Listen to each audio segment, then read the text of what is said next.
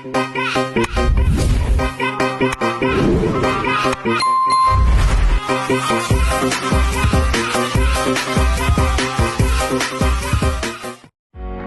datang di video presentasi kami yang akan membahas mengenai hasil resum dari artikel sejarah singkat mesin terjemahan. Kami dari kelompok 6 yang beranggotakan, pertama, Nuratul, kedua, Yasmin, dan ketiga, Nasli, siap memaparkan hasil resum kami.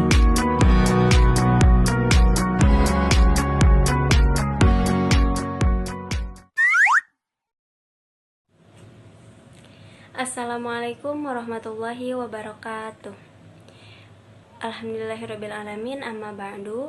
Oke teman-teman, sebelum kita bahas lebih dalam terkait terjemahan mesin ini, perlu diketahui bahwa terjemahan mesin itu sudah muncul pada abad ke-17, tetapi pengaplikasiannya itu mulai terap pada abad ke-20. Oke, langsung masuk ke terminologi terjemahan mesin ini. Terjemahan mesin itu berbeda lagi dengan alat bantu penerjemahan, teman-teman. Alat bantu penerjemahan itu merupakan seperti kamus daring yang mengartikan bahasa-bahasa kosakata tertentu. Sedangkan penerjemahan mesin ini itu sistem yang terkomputerisasi yang menerjemahkan secara otomatis tanpa ada campur tangan manusia. Jadi penerjemahan mesin ini itu melakukan penerjemahan secara otomatis melalui komputer. Kemudian di dalam terjemahan mesin ini itu terdapat 3 pendekatan dalam menerjemahkannya. Yang pertama itu ada terjemahan secara langsung, itu otomatis diterjemahkan dari bahasa sumber ke dalam bahasa sasaran. Kemudian yang kedua itu ada pendekatan interlingual. Jadi penerjemahannya itu melalui perantara. Misalnya, ketika kita ingin menerjemahkan dari bahasa Arab ke dalam bahasa Indonesia, itu melalui perantara bahasa Inggris. Jadi sebelum diartikan ke dalam bahasa Indonesia, bahasa Arab ini diartikan lebih dulu ke dalam bahasa Inggris, seperti itu. Kemudian pendekatan yang ketiga itu ada pendekatan transfer. Pendekatan yang ketiga ini itu lebih memfokuskan terhadap struktur gramatikal suatu bahasa. Ketika kita ingin menerjemahkan dari bahasa Arab ke dalam bahasa Indonesia, itu diartikan secara gramatikal bahasa sumbernya dulu sebelum disusun ke dalam gramatikal bahasa sasaran, seperti itu. Kemudian kita masuk ke para pendahulu dan pelopor terkait penerjemahan mesin ini. Nah, pada tahun 1933 sampai tahun 1956, para pelopor, para pencetus penerjemahan mesin ini mulai terus mengupgrade terkait penerjemahan mesin ini, sampai ketika pada tahun 1954 itu terdapat berbagai universitas yang sudah mulai memunculkan penerjemahan mesin yang bisa menerjemahkan 49 kalimat bahasa Rusia ke dalam bahasa Inggris dengan kosakata yang terbatas. Yaitu sudah mulai pengupgradean lah dari tahun-tahun sebelumnya. Kemudian, dekade harapan tinggi dan kekecewaan yang terjadi pada tahun 1956 sampai 1966. Nah, pada tahun-tahun tersebut itu terjadi harapan-harapan dan juga kekecewaan terhadap penerjemahan mesin ini.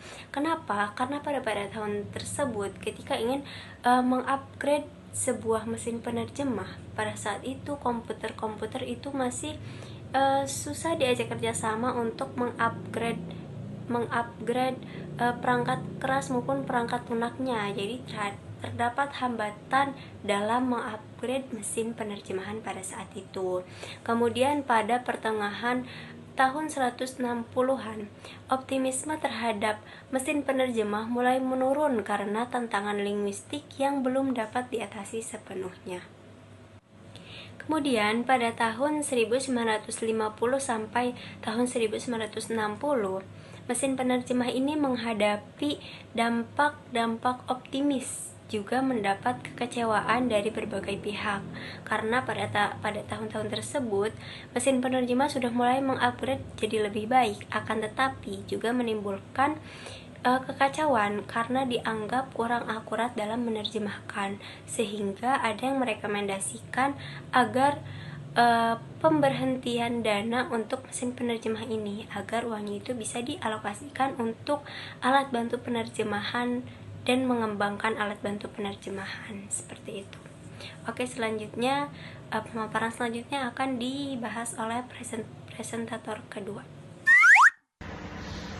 Nah, baik teman-teman, setelah tadi dibahas mengenai terminologi, kemudian para pelopor mesin terjemahan, kemudian dekade kekecewaan, juga mengenai dampak dari laporan Alpage. Nah, pembahasan selanjutnya yang akan saya bahas yaitu mengenai dekade tenang. Dekade tenang ini terjadi pada tahun 1967 sampai 1976. Pada masa periode ini, fokus penelitian mesin terjemahan berpindah dari Amerika Serikat ke Kanada dan Eropa. Nah, di Kanada ini terdapat proyek Taum yang berhasil membuat sistem meteo untuk menerjemahkan perkiraan cuaca dengan menggunakan kosakata terbatas. Nah, adapun di Eropa, sistem CETA di Perancis mencoba untuk menerjemahkan teks ilmiah dari bahasa Rusia ke bahasa Perancis dengan menggunakan bahasa perantara atau interlingua. Namun, pendekatan interlingua ini mulai dianggap kurang efektif karena sulit untuk menangani kompleksitas bahasa, sehingga pendekatan transfer dianggap lebih menjanjikan. Nah, selanjutnya, pada periode sistem operasional dan komersial, yaitu pada tahun 1976 sampai 1989, mesin terjemahan mulai digunakan secara nyata. Contohnya seperti sistem Sistran yang digunakan oleh Angkatan Udara Amerika Serikat dan Komunitas Eropa. Dan juga sistem Logos dan Metal yang banyak digunakan dalam industri telekomunikasi. Nah, Jepang juga menjadi pusat pengembangan mesin terjemahan komersial dengan berbagai perusahaan besar seperti Oki dan Fujitsu.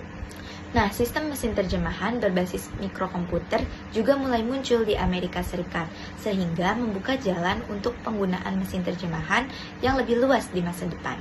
Nah, selanjutnya pada periode penelitian, yaitu pada tahun 1976 hingga tahun 1989, penelitian mesin terjemahan mulai berkembang dalam 3 arah utama.